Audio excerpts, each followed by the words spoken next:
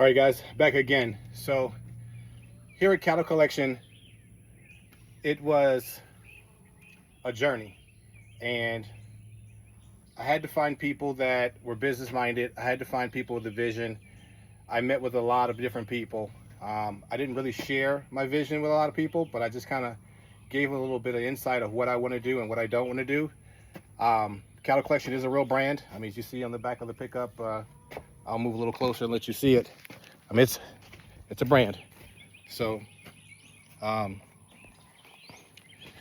there was a lot of corporate filings along with this, agricultural filings that I had to do to make this possible. As stated earlier, I did come from the trucking industry. I'm still in the trucking industry. I had a large fleet of 53 footers, reefers, dry vans, box trucks, sprinter vans, hot shots. And when the year that we had the jab, I made a fortune. I made a lot of money. And I made so much money that I decided just to stay out for 6 months and just to see what I could get. I mean, I stacked money. And then we had the changing of the guard, which I don't get into politics, but money got tighter. So I said, you know what? I see a downhill spiral in the trucking industry. I see so many platforms out here and so many guys and some ladies out here, you know, that really distasteful about getting to the money in trucking. They're getting these bags. They want to be dispatchers, all these courses. I just keep it all the way funky and keep it all the way 100. If you don't have a direct customer in the trucking business right now, you're having a tough time. I do still operate a trucking business. I still deal with direct customers, but the money's dried up right now. And, you know, for you guys who are chasing these pipe dreams from these fake, and I don't mean to like really like Jones anybody, but there's a lot of fake trucking gurus and podcasters out there stating that, you know, it's all, you know, glory and roses and the money's flowing. Money's flowing for some people, but for the smaller owner operators, 1 or 2 trucks, unless you have a direct customer, you're not making that money. And it really, you know, it doesn't upset me, but it just aggravates me sometimes that you see these people out here bragging they got 7 or 8 box trucks and they're making $25,000 a week, but they don't show you the real truth. They don't show you what their fuel costs are at the end of the week. They don't show you what their insurance is per truck. You know, it's a minimum of $1,500 per truck, depending on your driver's driving record. They don't show you the wear and tear on the tires. I even see guys out here with these, especially the box trucks. You know, you got to have ELDs in your trucks you're running over the road. You know, all the compliance. They just suck you in and get you all happy that you're making all this money and posting, you know, they just bought a BMW or whatever the case may be. You know, I could post the same thing. I got Bentleys, Maseratis. I have that stuff. I have a couple Mercedes-Benzes, you know, and I mean, I may share it in one video, I may not. I mean, those are the items that I have. It doesn't define who I am. But as into the trucking industry, I realize that this is getting tighter and tighter and tighter with the FMCSA rules and regulations. I understand there's MODIS, and then all these DOT sweeps that's going on. You know, they say it's for the illegal immigrants. Some people agree and say it's for for truck safety. But at the end of the day, you have to diversify your portfolio. So I worked my butt off, saved as much money as I could, and this is where I'm at. You know, so I do maybe 2-3 days a week local, a couple 100 miles. I'm home in my own bed by the end of the day, and it's time to come out here and get it out here. There's more money in agriculture than there is in trucking. For me, it is. I can't speak for the next man or lady, but there's a lot of money in agriculture. You know, the eggs themselves don't bring a whole lot of money, but it's a revenue stream. The cattle, it depends on where you're selling your beef. If you're selling ground beef to the grocery stores or the restaurants, you can make some great money. Not in Texas, but outside of Texas, you got to find your resources. If you want to sell goat meat, there's plenty of Jamaicans, Haitians, Puerto Ricans, Dominicans that love goat meat. So, wasp. So, you know, you have to look at the market prices and what it costs you to feed these animals. Right now, it's, you know, pretty hot outside. We've got a lot of rain, so there's a lot of grass. So I don't have to feed as much hay and then give supplemental feed as well. But there is money into this. There's a lot of hard work with this, just like anything else. But I can tell you, I have made money. Money can be made in this business, and money will be made in this business. So I don't get involved into, you know, and some people say, well, I see that, you know, you're out there all day or you're out there all week and you're trying to juggle two jobs. I don't juggle. I'm not out here every day. You know, I do have a personal life, and I realize loving myself and spending time with myself and rebuilding myself.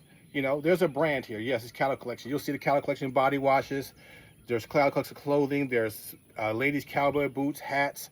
There's a lot of products that's out there. I don't say merch because I don't sell t-shirts on YouTube. My brand is actually in stores here in Texas and in other states as well.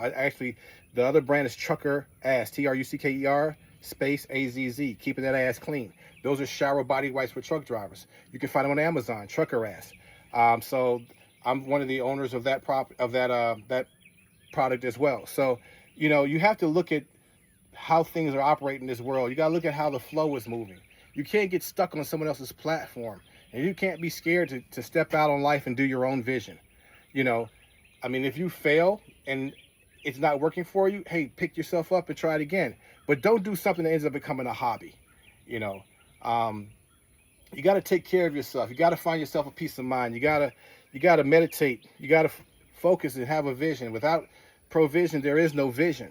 You know, you got to exercise. You got to work out. You know, I work out pretty much every day to keep my body up, because this can be back-breaking sometimes. And there are days I just come out here and just relax and watch the animals.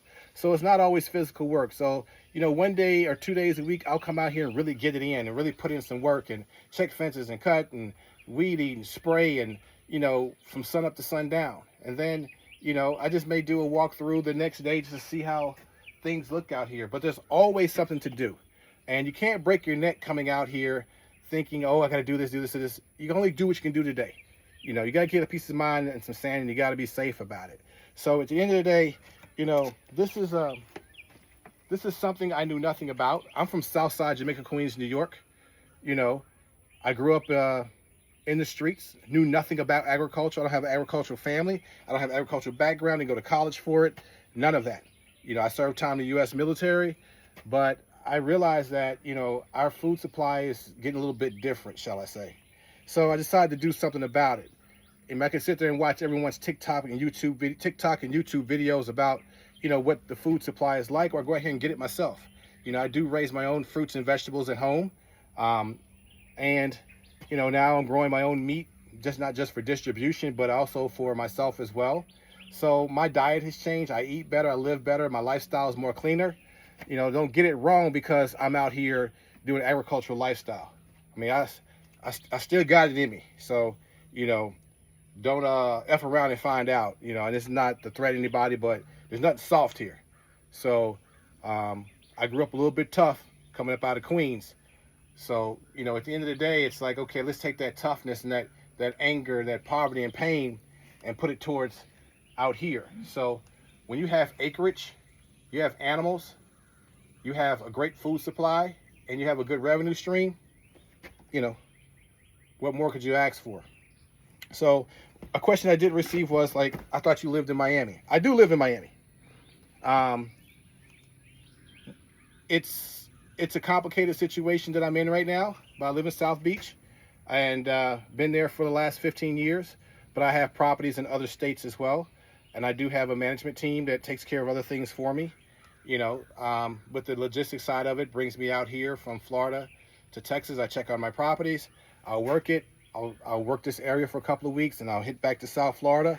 So, yes, my animals can stand to be by themselves for 3 or 4 days. I do get a babysitter, shall I say, that'll come check the property. I use a student from Texas A&M University that'll come, you know, take a look at what's going on. I keep a good water supply. I keep cameras. You know, I call my guard dogs, were my donkeys. So, you know, I don't have to be here every day, but I do have eyes on them every day just from the cameras alone.